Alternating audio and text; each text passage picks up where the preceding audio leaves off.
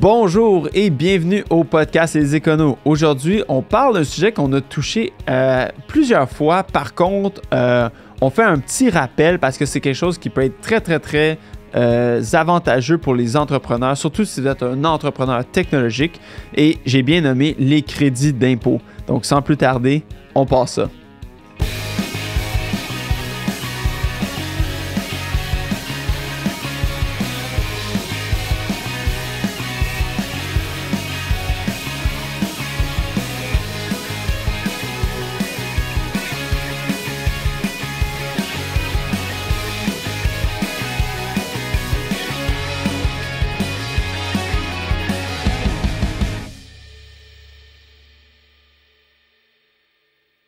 Donc, les crédits d'impôt, on en a parlé plusieurs fois à travers les différents podcasts qu'on a fait.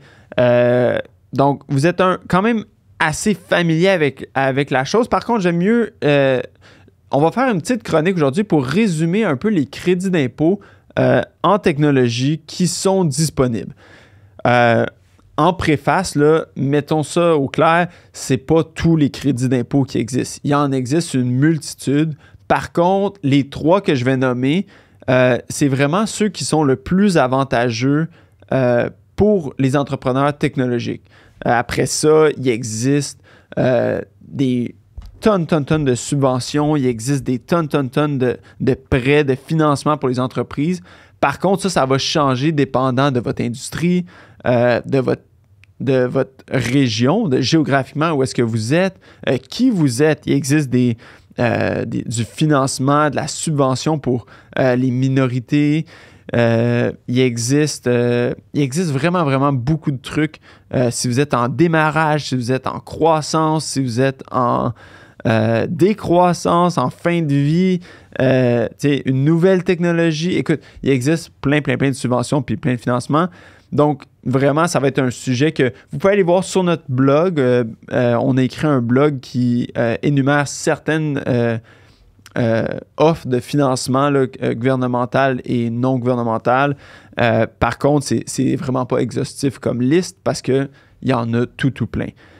Par contre, dans les crédits d'impôt, la liste est plus courte. Puis ceux qui sont vraiment intéressants sont la R&D pour les entreprises qui font de la recherche et du développement.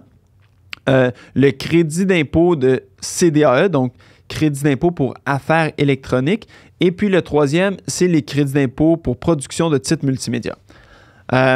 Commençons par le crédit d'impôt le plus facile à aller chercher pour les entreprises en multimédia, c'est la production de titres multimédia. C'est un crédit qui est disponible seulement au Québec. Donc, le fédéral n'a pas l'équivalent ce crédit-là n'est pas disponible au fédéral. Donc, c'est administré par Investissement Québec. Donc, on fait la demande à Investissement Québec qui nous délivre les attestations. C'est un crédit qui va nous permettre d'aller chercher jusqu'à 37,5 % de nos salaires. Le taux est plus bas, là, c'est à 50 % des dépenses de sous-traitants si on en a. Le taux peut être réduit si on n'a pas une version en français, dépendant aussi de un autre, si on est pour une société étrangère ou tout ça, les taux peuvent varier, mais on peut aller chercher jusqu'à 37,5 % de nos salaires. Donc, ça, c'est le point le plus important à garder. Puis, ce que ça demande, c'est d'avoir au minimum 3 médiums. Donc, ça peut être l'animation, la photo, le dessin, le son. Donc, si, par exemple, on est une société en jeux vidéo, c'est très facile d'aller chercher ces critères-là. La demande d'information, c'est assez simple. Il faut aller énumérer les salaires ou les dépenses qu'on a fait, que ce soit sous-traitant, salaire, sur quoi qu'on a travaillé, quelques petites questions là, par rapport à la commercialisation, fournir une maquette ou un exemplaire du jeu s'il est déjà été fait ou du produit multimédia. Puis, on peut aller le chercher assez facilement. Donc, 37,5 % de remboursement des salaires bruts. Donc, ça, c'est le crédit d'impôt multimédia qui, si vous êtes justement une société en jeux vidéo, on en fait beaucoup. C'est très rare que c'est refusé parce que vous avez accès aux critères. Le deuxième Le deuxième crédit d'impôt, qui est le CDAE pour affaires électroniques, ça, c'est un crédit qui est peut-être un peu plus complexe à aller chercher. Ça nous demande d'aller remplir, encore une fois, qui est une attestation là, qui est gérée par Investissement Québec. Donc, les formulaires se ressemblent quand même un tout petit peu. Puis après ça, une fois ça doit être attaché, comme le crédit d'impôt multimédia, je n'ai pas mentionné, mais ça doit être attaché avec notre fin d'année fiscale. Donc, une fois la fin d'année terminée, c'est là qu'on demande l'attestation des travaux. Excusez-moi. Donc, le CDAE, pour affaires électroniques, il va avoir une liste d'activités pour les gens qui font des affaires électroniques. Donc, une liste d'activités de SIAN qui vont être éligibles. On doit avoir un minimum de 6 employés pour aller chercher cette subvention-là. Après ça, il y a plusieurs critères là, à respecter, dont le fait que ces employés-là doivent passer au moins 75% de leur temps. Puis sans entrer trop dans les détails, on doit quand même aller chercher une certaine éligibilité. Ce n'est pas juste de dire « OK, oui, on produit tel truc, il faut qu'il y ait un certain nombre de temps, un certain nombre d'employés. » Mais si on est dans ces catégories-là, on peut aller chercher jusqu'à 30% de crédit d'impôt. Il y a 24% de ces 30%-là qui est remboursable, puis il y a un 6% qui est non remboursable, donc qui va seulement être imputable contre l'impôt à payer. C'est un crédit qui est quand même assez avantageux, qui est quand même, si vous êtes dans les nouvelles technologies, qui peut vraiment être appliqué à beaucoup de personnes. Faut faire attention par contre, c'est pas si facile à faire. Là. Il y a quelques pièges là, qu'il faut s'assurer qu'on évite, pas nécessairement des pièges, mais des particularités plutôt. Donc, le crédit d'impôt CDAE, c'est vraiment notre deuxième choix parce que c'est quand même assez avantageux, 30% de nos salaires, si on n'est pas dans la production de titres multimédia. Le titre multimédia, c'est facile, c'est 37,5, donc un peu plus. Par contre, si on n'est pas dans ce domaine-là, puis qu'on est dans les autres domaines là, électronique, donc que ce soit, on est dans du développement logiciel, de l'intégration informatique, ce genre de trucs, ça, on va aller plus vers le CDAE. Le dernier crédit d'impôt qui est le summum des crédits d'impôt, mais qui est aussi celui qui est le plus difficile à aller chercher, c'est les crédits d'impôt R&D. Donc, crédit d'impôt R&D, on peut aller chercher jusqu'à 65% de nos salaires. Donc, très, très, très avantageux comme crédit. Par contre, ça doit être des salaires qui ont été mis dans un programme de R&D, donc un projet de développement, donc recherche scientifique ou développement expérimental. Donc, en technologie, il existe beaucoup d'incertitudes technologiques dont on va aller essayer de régler. Quelque chose qui ne nous est pas disponible. Une licence qui est cachée derrière un brevet puis qu'on veut essayer d'avoir le même résultat, donc on doit redévelopper nous-mêmes. C'est des trucs qui sont éligibles.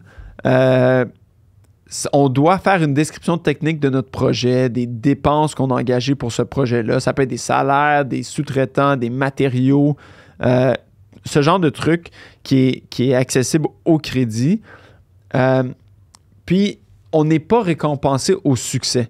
Donc, un des challenges, des fois, c'est d'aller vraiment regarder le temps que ça nous a pris pour certains projets, puis d'évaluer les projets qu'on a essayé d'accomplir, puis peut-être qu'on n'a pas réussi. On est récompensé à l'effort et non au résultat. Donc, si jamais vous avez des projets dont vous travaillez, on peut aller demander le crédit R&D, même si on n'a pas résolu le problème, qu'on n'a pas réussi à utiliser la solution. Si on a passé beaucoup de temps, bien, ça vaut la peine d'aller chercher le crédit R&D parce que nos salaires vont être remboursés à 65%. Donc, ça, c'est quand même très, très, très intéressant. Par contre, il faut s'assurer qu'on fait la description technique, qu'on vient expliquer de façon claire et précise notre projet, que c'est un projet qui est admissible, que nos dépenses soient admissibles, puis que ça demande quand même un certain processus. Encore une fois, c'est fait avec la déclaration d'impôt. Donc, pas de demande d'attestation qui sont faites au préalable. Là, on fait vraiment la demande à même la déclaration d'impôt. Puis ça, c'est au fédéral et au Québec. Donc, jusqu'à 35% au fédéral, 30% au Québec. Ça, c'est un des crédits d'impôt qui est vraiment important parce que, il n'y a pas de limite. Donc, même si on est une ou deux personnes, on peut être éligible.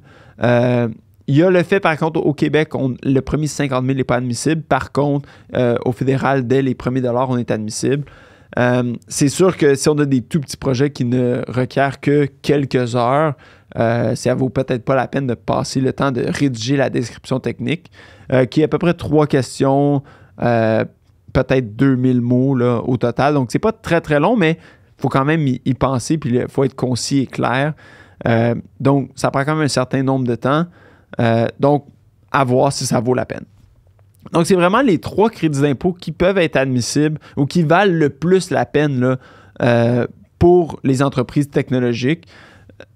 C'est bon, même si on n'est pas toujours admissible ou si on n'a pas de projet de R&D, c'est bon de toujours garder en tête qu'on pourrait être admissible à un projet si jamais une opportunité nous venait de dire « Ah, ben on n'est pas capable on n'a pas cette capacité-là ou cette technologie-là, mais on pourrait la développer, puis peut-être que le client ne serait pas obligé de payer pour l'entièreté ou pourrait payer pour l'entièreté, puis vous allez chercher un remboursement. Donc, parce qu'il y a cette subvention-là qui existe, c'est toujours bon à garder dans notre esprit que c'est disponible. Même chose avec le CDAE.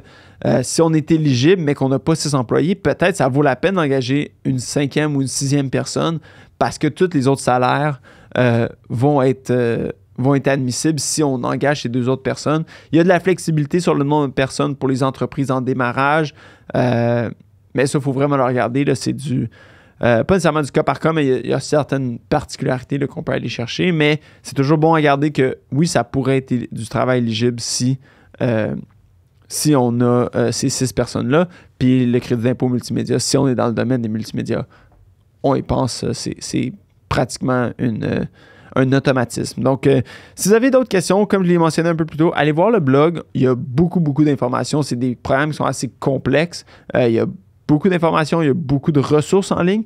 Notre blog est un très, très bon début. Donc, allez voir ça sur notre site web, terrien-cpa.com. Sinon, entrez en contact avec nous, puis ça va nous faire plaisir d'en discuter davantage avec vous, puis de peut-être analyser votre situation, de dire lequel serait le mieux, parce qu'il y a des possibilités de mélanger la R&D au fédéral, le CDAE au Québec. Donc, on essaie de vraiment maximiser nos crédits d'impôt pour propulser votre croissance puis vous aider dans ce marché qui n'est pas toujours facile à naviguer. Donc, sur ce, merci de votre écoute et bonne journée.